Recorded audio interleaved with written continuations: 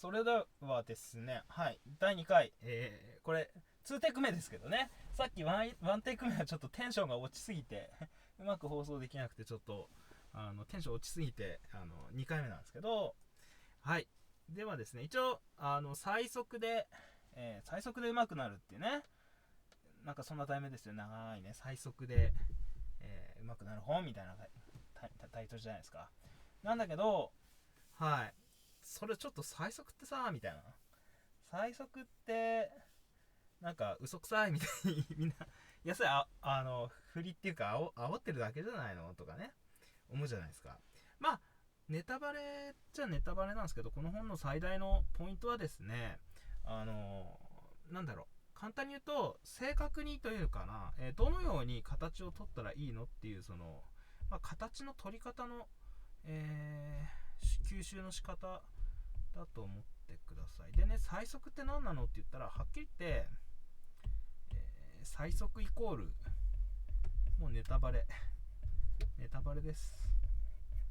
最速イコール模写です。はい。はい。要するにそういうことですね。はい。それで終わりなんですけど、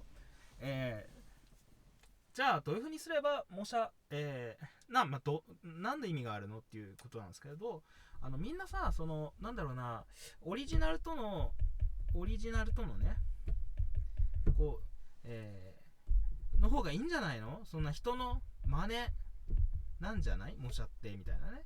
これはもう僕が何回も本当に、もう僕模写ですよ。もう訳して模写ですよ。うん。そう。真似だからあんましちゃいけないんじゃないのってみんな多分ね、そこでね、ストップかけてる人がね、結構いるんすよ、本当に。ある漫画家さんなんかとね、喋った時もその人も、なんか、漫画家さんって塾生さんね、塾生さんの漫画家、まあ現役の漫画家さんも、本当に人の真似しちゃいけないってずっと言われてきたから、本当にいや、模写していいんだよっていうか、模写が一番上手くなるんだよみたいなことを、一番早く上手くなるんだよっていうのを、僕のやつを聞いて、ちょっとびっくりしたっていうか、っていうような話をよく聞きますね、たまに、未だに。で、そう。そうなんだ。模写しかできなくなるんじゃないかという時もある。それはね、はっきり言って、模写を前提とした書き方しかできてないから。で、大事なのは、自分で何も見ずに書けるようになること。要するにね、模写してるときは、自分がこの絵をゼロから描くときをイメージしながら描きます。わかります？模写してるときは、自分が、これを将来ね、例えば、この絵がいいか悪い、この絵がいいか悪いか別として、とりあえず、こういうのを描けるようになろうって、模写の対象ね、模写の対象があるとして、模写元があるとして、これを何も見ないで描けるようになろうっていう風にイメージしながら、やんなきゃ意味ないんですよ。で、じゃあ自分で何も見ないでっていうかね、落書きしてるときはどうするか。今度は逆に自分で落書きしてるときは、模写してたいろんな上手い人たちの絵をイメージしながら今度描きます。わかりますか？これ逆ですよ。模写してるときは自分がゼロから描いてるときをイメージし、将来絶対これを描けるようになるんだっていうのをイメージする。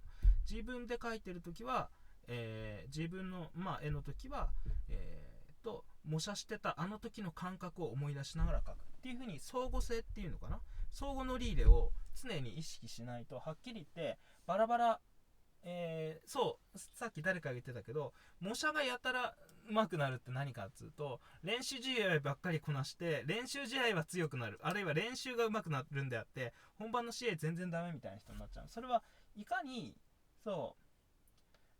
最速って聞くとうさんくさいって思っちゃうんだけれど、実はね、一番上手くなるのが模写なんだけど、それは何なのかっていうと、もう一回言うね。とにかく上手い人の技術をいかに吸収するかってことなんですよ。で、みんな必ず子供の頃から、何らかの、絵は見てるわけですよね。というかこういう絵を上手くなりたいっていう人たちっていうのは結局はその、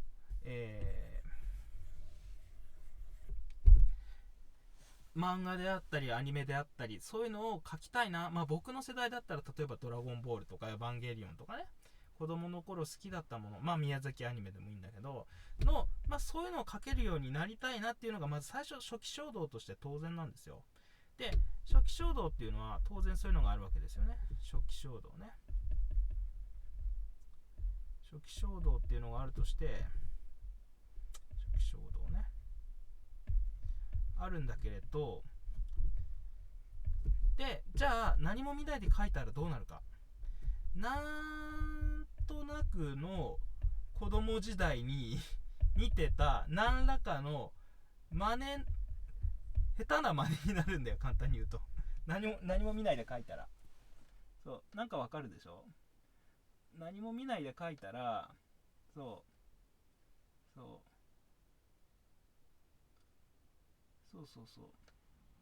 何も見ないで書くと、僕だったらね、やっぱり中学校の頃に影響を受けたエヴァンゲリオンっぽい絵とかね要するに見てたものの何かになるんですよ。ってことはだったら最初からもう意識的にこれから絵上手くなりたいんですって思うんであれば、これから絵上手くなりたいんだよっていう人がいるんであれば、もう意識的にもう吸収するのが一番よってこと。上手い人の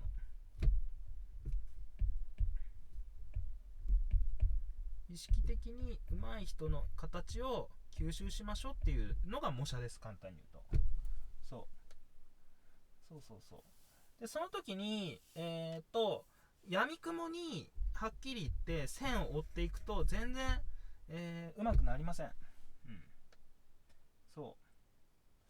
でじゃあ僕はどんな風に、模写をするのか。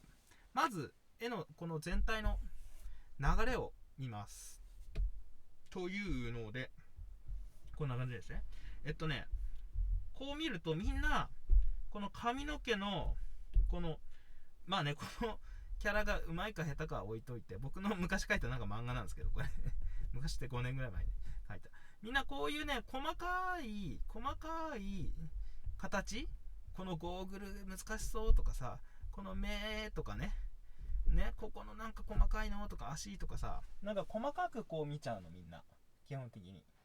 でこれをなんかこう目はこうなってて髪の毛はこうでなんかこうなっててみたいに、こう細かいとこからね細部よくあるのはここだけ見て、あるいはここだけ見て描いて、でここら辺だけ見てこう描いて、でここら辺だけ見てなんかこう描いて、ここら辺だけこう見て描いて、だからここだけ見るとあれなんか似てんな、ここだけ見るとあれなんか似てんな、ここだけ見ると足だけ見るとちょっと似てんな、何みたいな感じでバラバラに一個一個はなんとなく箇所は似てんだけど、なんか全体を通してみたらこれちぐはぐじゃねみたいなないっすか？それよくないっすか？そういうことみんな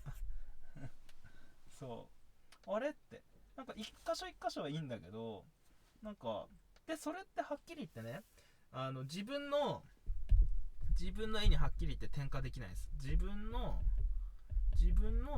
技術にならないです、それはっきり言って。なぜかっつうと、それは線を追っているんであって、元の絵描きさんの気分っていうのを全然吸収できてないからなんですよ。自分の技術になってません、それははっきり言って。線を追うっていうことは何なのかっつうと、線追いっていうのはどういうことなんだ。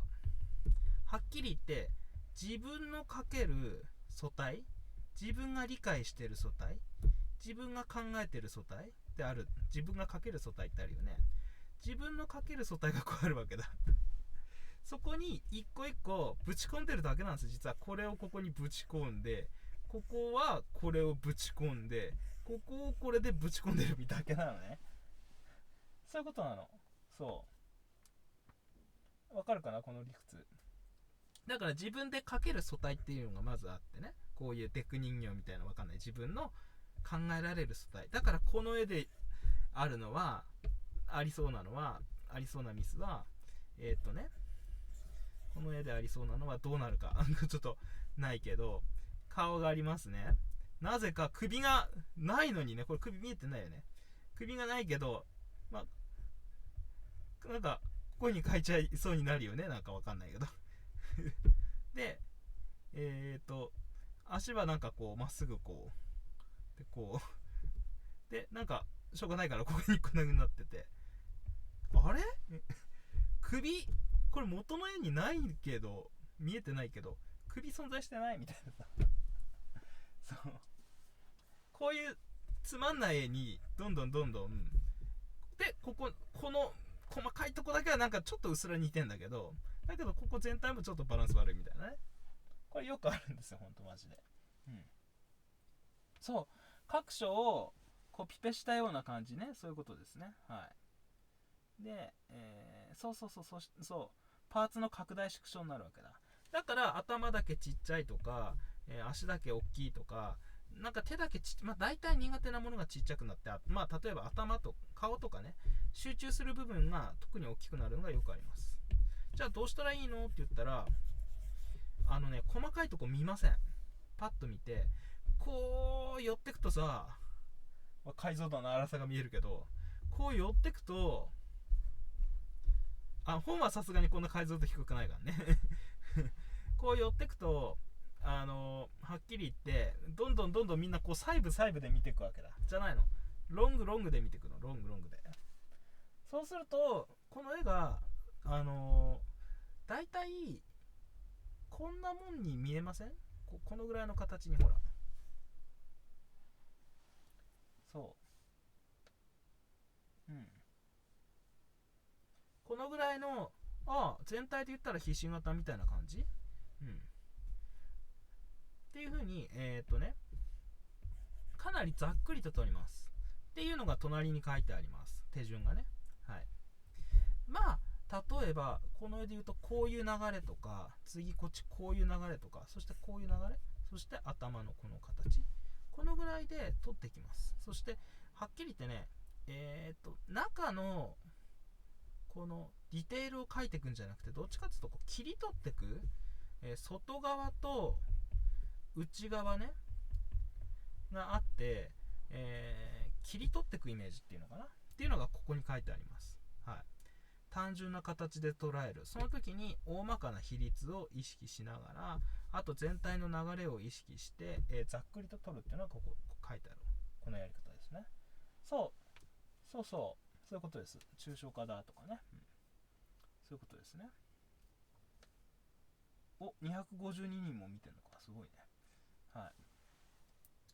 で、そういうことです。で、大事なのは、そこからもうこの時線見てないですからね。で、なんでこの直線的な線で引いてるか、これ何かっていうと、こういう単純な線っていうのは何なのかっていうと、バランス取りやすくないですかっていうのは、全体を常に 見ながら描かなきゃいけないね。全体を、見るために、しかも角度を間違えないように、しかも量、角度と量が間違えないように、こういうような切り取ったような線で引きます。はい。細部を見ずに全体のバランスだけを見るってことですね。パーツ同士の位置関係を理解してアウトラインを決めるって書いてありますね。はい。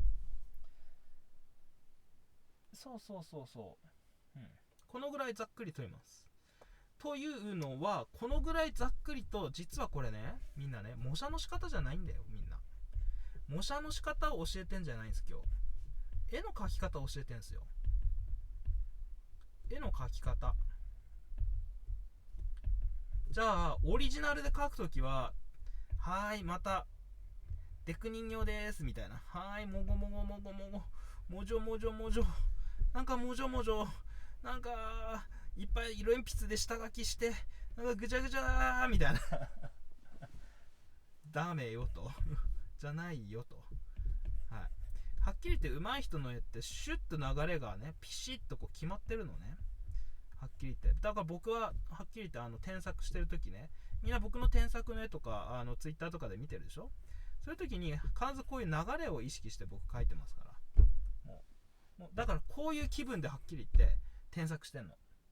ほぼほぼ一発で僕添削の絵って描いてるんですよ。まあ練り消しでちょこちょこっと直すこともあるけれど、ほぼほぼ一発で僕絵描いてるんですよ。下書きとかないですからね、はっきり言って。いつもの添削ってもう黒鉛筆でもうほぼ一発でシャッシャッシャッシャッって描くときに、じゃあどうしてんのか、その時にこういう手順で描いてんだよ僕。添削のそもそも添削の絵がこういう手順で描いてんの、マジでほんと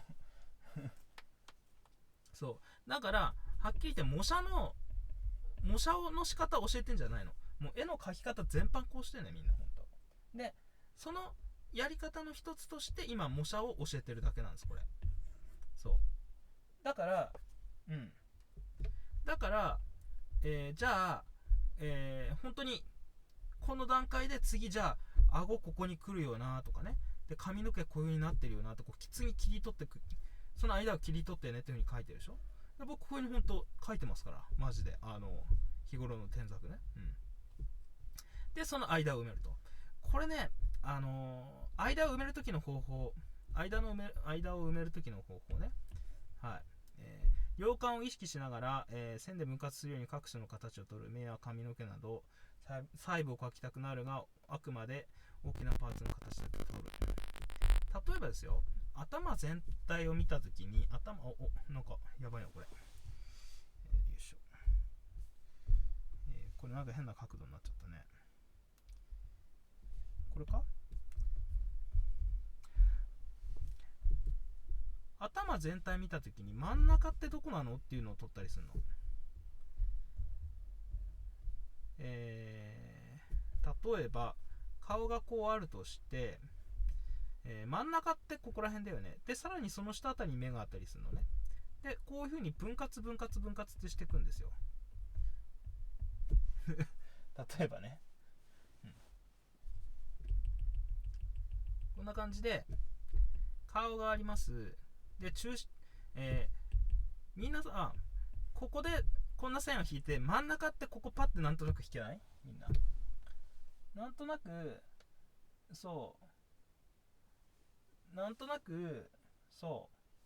真ん中って取りやすいよね。じゃあ3分の1取れってさ、ちょっと難しくない？ 5 分の2取れとかさ、ちょっと難しくない？真ん中取れってさ、結構取りやすいと思わない？だったらみんなどういう風に物を捉えればいいかっていうと、こういうのがあったとして、まず真ん中探すんだよ。こう見て、真ん中ここら辺かみたいなね。でさらにここの真ん中ここら辺か、ここの真ん中ここら辺かっていう風に取るの。取りやすくない？これ。これこの後ね、この格子書きの話につながります。真ん中ってここら辺だ、真ん中ってここら辺だ、真ん中ってここら辺だって取ると、すごく絵がなんだろう、こう自分の感覚じゃなくてかなり分析的に取れると思いません？分析的にね。でそれを実はこうやってるの。これ実はこういう線があって、さらにその真ん中ってどこなのって、例えばこういう髪の毛ね、応用ですよ。この髪の毛の描く順番はどうしたらいいんでしょうね。この順番ちょっと画質荒いけど、こういうさ複雑な髪の毛ってさね、なんかバランス悪くなっちゃうでしょ。まずね、この前髪の並びの真ん中を描くんだよ。で次これを描くの。でこれを描くの。でその間をだんだん埋めていくのっていう順番で書けばバランスが崩れにくいわけだからね。だから真ん中ってなるべく区切っていくことによって、常にこれは何なのかっていうと、常に全体を見るための方法なんですよ。この真ん中って見るのがね。そう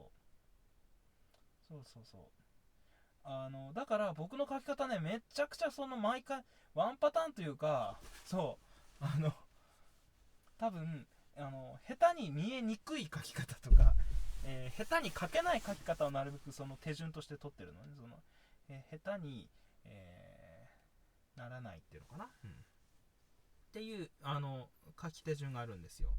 で、例えばねこういうとこのこうひだひだぐにゃぐにゃみたいなそう複雑な部分あるじゃないですか。こういうとこも同じ、真ん中を取るので、次間ってだんだん取っていくのね。そういう書き方ね、大体ね。もう全て同じ、髪の毛だろうが目だろうが、そうだから常に全体の中の真ん中、そして細かいところにどんどんいっても真ん中。例えば、こういう書き方ダメよ。例えばこういうところのシワあるじゃない。こういうところのシワをこう書いて、ここだけこうギュッってだんだんこういう風に進めていく系ね。これダメよと。今の話で分かったよね。まず真ん中を取る。そしてその間をだんだん埋めていくのっていうやり方じゃなきゃダメよ。シワの順番、シワにも順番あります。だからシワも全体の、そうするとはっきり言ってミスしにくいの、で間を埋めるように細部を書くというのはそういうことです。間を埋めるように細部を書くというのはそういうことです。はい。じゃあ次、次にね、これ実は教科書のページの構成と若干違います。なので皆さん教科書を買った場合にこれが見開きになってないんですね。注釈ね。で一応毎回4ページずつ進めるってことなんで、今回あえてそういう風に僕クラスになるとっていうか、僕はそうしてるよ。僕は無意識でというか意識して真ん中で撮ってる、なるべく。というのも僕も無意識にだんだん楽しようとするとね、こう順々で書いてやっちゃうのね。それはみんなと実は同じなんですよ。順々で書いちゃいます、はっきり言って。そこはね、はっきり言ってね、みんな同じですね、実は。すごいね、こう YouTube でもニコ生と同じぐらいこう見れるのは、これ便利だな。俺今度からこれニコ生もう俺やめるまあもうちょっと昼間のいい時間だったらやるけど、夜は絶対これ YouTube の方がいいっすね。はい。でね、これちょっと笑えないっすか、この絵みんなこうならない？マジでこれみんななんかこうすごく気持ちわかんない。逆にこっちの方がうまく見えるか、逆にこっちの方が可愛いか、むしろなんかわかるでしょ、この気持ち。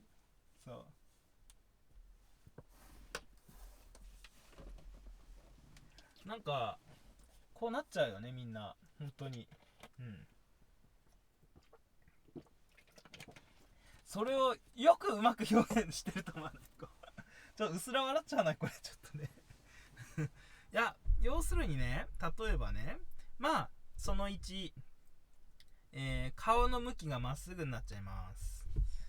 その2、全体のこのカーブがこういうカーブねがどんどんまっすぐになってます。その3、髪の毛や手などの細かい部分が大きくなっちゃいますみたいな感じで、こんな感じでよくわかるでしょ、この気持ち。ね。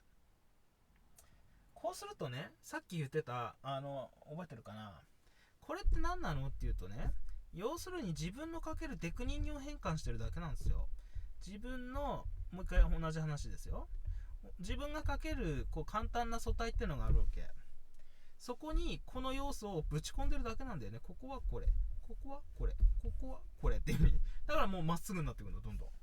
だからベースは自分のかける素体なわけ、簡単に言うと。これってねっていうことなんです。さっきの話ねがよくわかる例ですね。だったら全然自分の絵上手くなんないよ。だってこの素体で描いてんだもん、その人。全然上手くなんないっす。なんでかっていうと、もう、土台、素体っていうのは何なのかっていうと土台のことね。簡単に言うと素体というのは土台です。はっきり言って土台が上手くならなければはっきり絶対上手くならない。だから模写をしてんのに上手くなりませんっていう人いるとすれば、それははっきり言って土台が間違ってるからですね。土台の段階で、自分の絵に結局しちゃってるってことです。じゃあそうしないための方法は、縦軸横軸で見ます。縦軸の共通点横軸の共通点がどこなのかっていうのを見ます。っていうと難しいでしょ。っていうと難しいんですね。なのでどういうふうに見るか、例えばこの3つのマスのここら辺をザクッとこのぐらいみたいなここら辺のマスこんなもん、ここら辺のマスこんなもん、このぐらいでちょっと、あと隙間を抜くと、あとここの隙間を抜いて、このぐらいでちょっと取ってみな。そうみんなね、格子書きしちゃうとさ、格子書きするとね、この細かい1個のこのマスだけで考えちゃわない？そう、格子書きする人の問題点ね。いや、格子をどう使うかってすごく重要です。格子を使うことによって細部を見てしまう人結構います。これダメよ。こういうピースで見てはいけません。今みたいに、なるべく広い格子、例えばこれ全体の格子だとこうだね、この格子で言うとこうだねとかね、このぐらい格子全体、例えば4つの格子でもいいし、16個の8個の格子で見てもいいしっていう風に格子をねまたぐの。そう格子をまたいで大きく見ます。そのために、太い格子と細い格子を使ったりするといいです。さらに、それは教科書にちゃんと説明してあります。例えば4分の1のポイントは太くして、あとこの間は細いうちにするとね、とかね、そういう風にすると、楽です。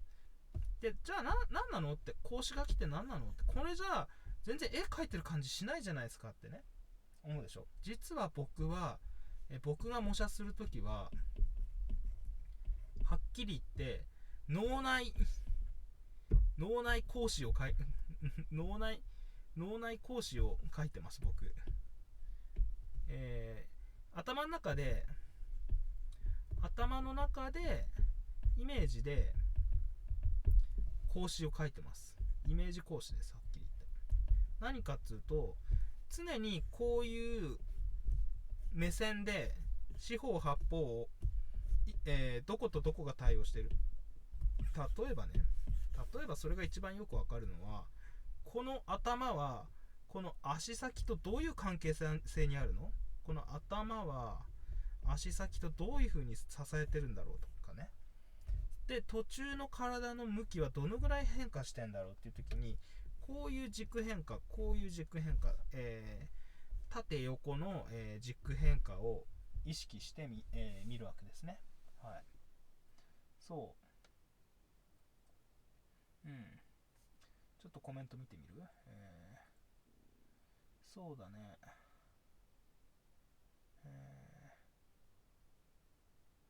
う。具現化系のですね。で、だんだんじゃあね、格子に慣れてきたらどうすりゃいいんだ。だんだんこんな感じで格子の、まず慣れてない人はちょっと多めにやって、なるべく、正確な形を終えるようにしましょう。そしてだんだんこんな感じでこう分割を大きくするというか、格子を大きくするというのかな。格子を大きくして、徐々にこの補助線を減らしていく。例えばこういう十字でもいいし、こういう全体の枠でもいいしねっていう風に、取るんだけれど、もう一回言いますが、こういうのを見るときにこう内側の線をこう追ってく、内側の線を追ってくんじゃないですよ。内側だけではなくて外側からこう押し付けるイメージ、外側から押し付けるイメージも大事です。切り取るイメージ、この感じがね結構大事。こういう切り取るようなイメージじゃないと、内側からこう押し込むようなイメージ、ちょっと抽象的な言い方なんだけど、だとどんどんねモコモコしてきます。この凹凸がなんかわかるでしょ、その感じ。どんどんこういう感じになっていくわけ。モコモコ。そして例えばね、この足の関節がまあこうなんだよね。こんなはずなのに、やたらその関節がグッて、これね、内圧が強い状態と言います内圧系ね、内圧が強いところになります。そう、オリジナルで書くときはどうすればいいか。実はこの講師書きのポイントはこれをじゃあオリジナルに転化するときに何なのかっていうとね、実は必ず僕ね、オリジナルって言いながらね、みんなね、必ず写真か何か見ましょうよ。必ず写真、参考写真であるとか、自撮りっていうのは自分で撮った演技とかね、自分で撮った演技とか、必ず何らかのものを撮りましょうよ。それをじゃあどう使うのか、これですよ。講師書きですよ。講師書きというか、どういう風なポージングしてんだろうって、例えば頭ね、頭ってこんなになってんだとか、足ってこうなってんだとかね、こういう、例えば寝てる人とかね、こういるとしますよ。こんな感じでね。っていう時に、大概やっぱりさっき言ったように、こういう自分なりの素体にどんどん実際の写真がなっちゃうのじゃなくて、全体をもっと抽象的な形、これ単純な形からどんどんだからこの全体のこの格子の中のどういう風にこうなってんだろうなっていう特徴を吸収するためには、やっぱりこういう見方しなきゃどっちにしてもダメなのね。なのでオリジナル書くときも実は同じです。これ模写の仕方を教えてんじゃないんだよ。絵の描き方を教えてるのね。そして絵のなんだろうな、捉え方っていうのかな、資料の使い方も実は教えてるの。そういう意味では。わかりました。お、300人見てますね。すごいね。だいたいニコ生と同じぐらい見始めましたね。そっか。資料を使うときに結局資料とこの模写って似てるんだけど、結局自分の絵になっちゃうとかね、結局使えないって時に、ちょっと今回はね、これまた次回の今度あれになるのか、次回の、宣伝みたいになるのかな、次のデッサンの、話にちょっとなるんですけれど、ちょっと予告ね、パート3予告、パート3はデッサン編になります。デッサンじゃないよ、ごめんなさい。実写の線画化、実物の線画化、実物を線画にするよっていう話をします。僕はいつもそれ便宜上ね、デッサンって言ってるんだけど、ちょっと分かりにくいので、本では実物の線画化と呼んでます。パート3は、またなるべく早めに放送したいんだけど、その時のやり方はどうしたらいいんだみたいなね、話が今度になってますよっていうところで、とりあえず模写のやり方、質疑応答しましょうかね。なんか模写に関して今日の話でなんか質問とかありますか？はい。何らかあるようでしたらちょっと答えてきますよ。どうだったみんな分かりました？なんか腑に落ちた？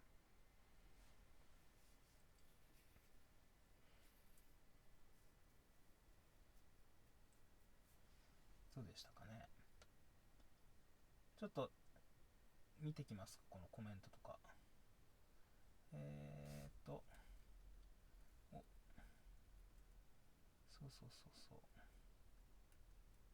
腰つべ便利でしたね。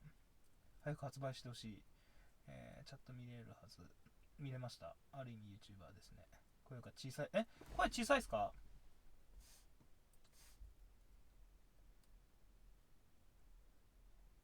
はい。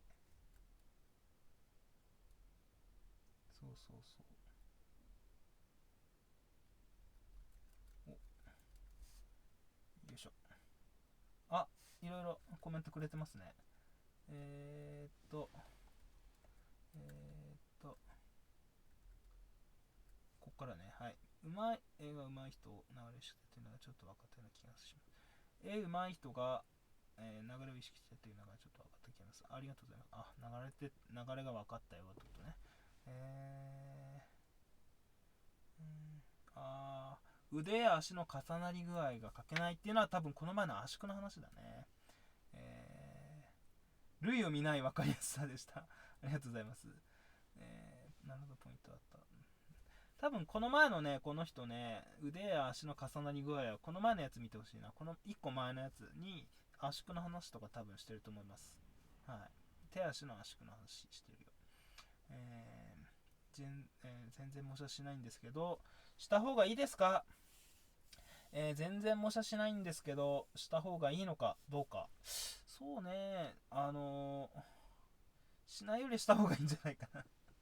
いや、というのは、自分でその必要性、模写の必要性をどのぐらい感じてるんでしょうね。僕はすごく必要だと思いました。模写の必要性とはっていうちょっとことなんだよね。でもね、僕はっきり言ってね、初心者の時、全然形取れない時ははっきり言って模写もどきのような、なんかヘッチー模写みたいな下手くそな模写もどきしてましたよ。でそれを1年2年ぐらいかな、 1,2 年やってて、1年半ぐらいやってて、こりゃどうにも一個壁を感じたの、すごい、やってて壁を感じました、模写もどきで。ここで、これね、本の冒頭に書いてあります。この壁をね突破するために正確に模写っていう、ある種の苦行とも言える正確に模写ってのをやったの。そしたらね、めちゃめちゃなんか僕としてはね、実感としてはめちゃくちゃ一瞬で上手くなった。まさに今回の最速本のゆえんたる部分なんですけど、めちゃめちゃ 1,2 ヶ月でね、なんか書けるようになったっていうのがね、すごいびっくりしたね、これはね。そうっていうのはありましたね。そうね、今回その最速ってなんだよって話なのね。最速って意味では一応さ、その自慢話みたいになっちゃうけど、一応僕ね、その2000年の秋ぐらいから書き始めて、2003年にジブリ入社受かってますからね、俺ね。書き始めね、ここがね。書き始めね。で、2007年に作家やってんのかな。僕らのっていうやつね。で、2008年ぐらいからエヴァやってんのかな。エヴァハネ。これ一応最速歌えんじゃないかな。そう。これぼちぼち最速歌えないですか？ぼちぼち全然書いてないとこからで、僕の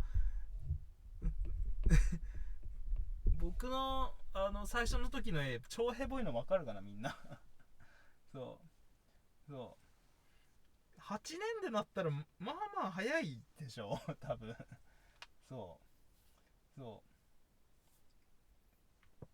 で今2017年で、僕の添削結果一応見てよ。多分あんなにこの書き始めの下手くそな絵から添削結果一応さ、レベルにさ、そうなったよ。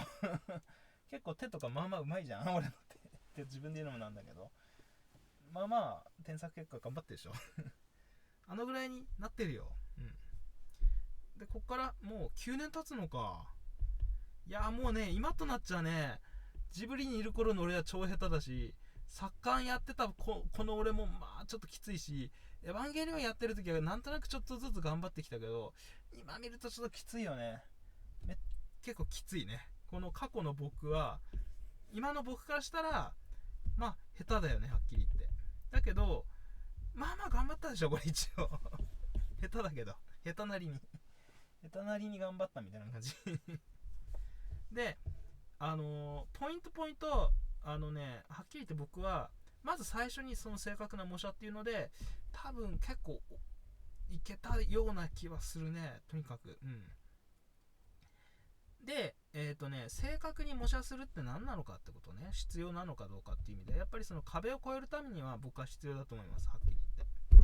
一つの壁を越えるためには必要です。というのは何なのかっていうと、正確に模写するって何なのかっていうと、はっきり言って、正確に物を捉えるってことなんです、まずは。正確に、はっきり言って、難しい言い方すると分析するってことです。対象に対してね。そして正確に表現するということなんです。今回そういうことなんです、実は。分析するために格子を使ったり、分析するために単純化したりしてるわけです。あれははっきり言って難しい言い方すると分析です。そしてそれを出力してるわけ。まずこのね、見方、簡単に言うと見方ね。見方が間違ってると、その後どんだけ表現しようが、どんだけ時間を使おうが、はっきり言って、なんだろうな、これは僕が最初の頃にアップした動画であったよね。80% の例えば精度で書いた、模写っていうのは 80%×80%、まあ 0.8×0.8 で 64% ぐらいになっちゃうよってことなのね。 0.0.64 だよね。でこれが 90% だと、90% の、精度で書いたところで 81% に落ちちゃうんです、実は。だったらなるべく高い精度 95% 以上とかね、なるべく高い精度で、書けるようになることによって、はっきりとこれがそのまま成長率だと思ってくださいね。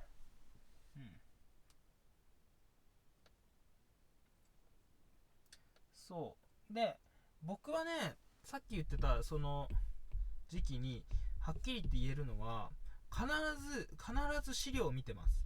この、エヴァンゲリオンやってる時もなんとなく描いた絵なんて多分1枚もないはずです。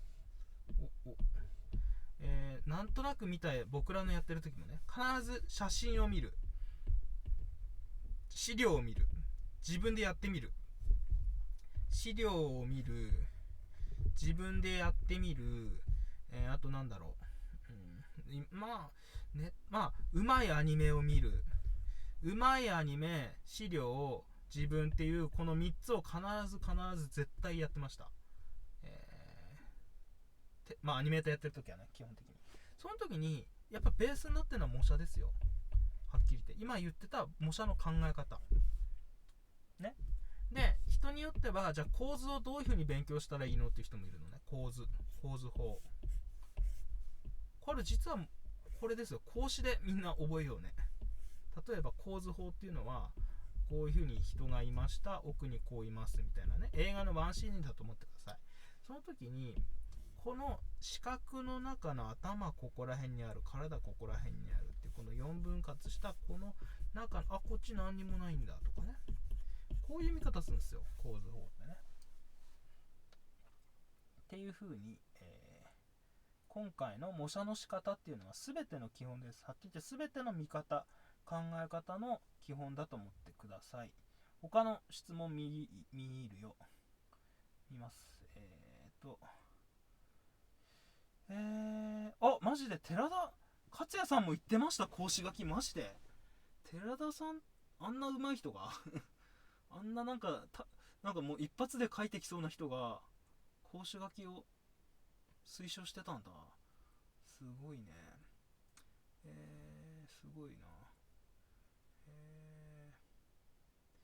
外側を切り取るということは外側をメインに見てるということですか？いや、難しいんだよね。実は両方見てるんだよね。ただ外側を見た方がいいのかもね。外側が7割ぐらいかな、感覚としては。内側は 2,3 割みたいな感じかな。模写するとキャラが似てないですが、何かコツありますか？実はさっきと同じです。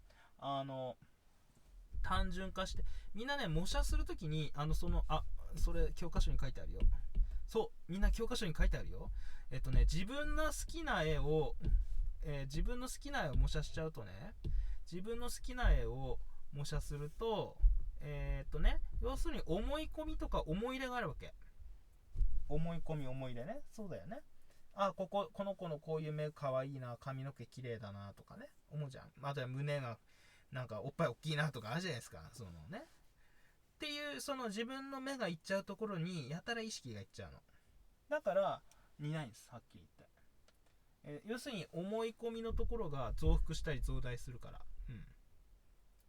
で、目や髪の毛など特定の部分が膨らんでバランスが悪くなってしまうということです。その、絵やキャラクターに対して思い入れの強い部分に意識が集中してしまい、そこだけ一生懸命に描きすぎてしまうからですと。そうならないために各部の比率と位置関係をしっかり守りましょうってことですね。さっきも言いましたね。元の対象を、比率全体の頭、よく見るとこれ顔こんなしかないからね、これね。顔こうだからね、みんな。このキャラクターってこうだよ。みんなこういう風に見えてますか？僕にはこう見えてますからこのぐらいシンプルに見るの。さらにこの中の目はここら辺っていう風に、これってそういうもんなんだよみんなっていう風に、美少女キャラだろうがかっこいいイケメンキャラだろうが、捉えるんですよ。っていういわゆる比率を守ることで、自分の思い込みを疑いながら描くっていうことなんですよ。それが似せる方法です。だから自分の、思い込みとかで描いちゃうとはっきり言って似ないです、逆に。そうだから愛情たっぷりで描けば描くほど似なくなるんですよ、これ難しいことにまあ皮肉なことにね。そう、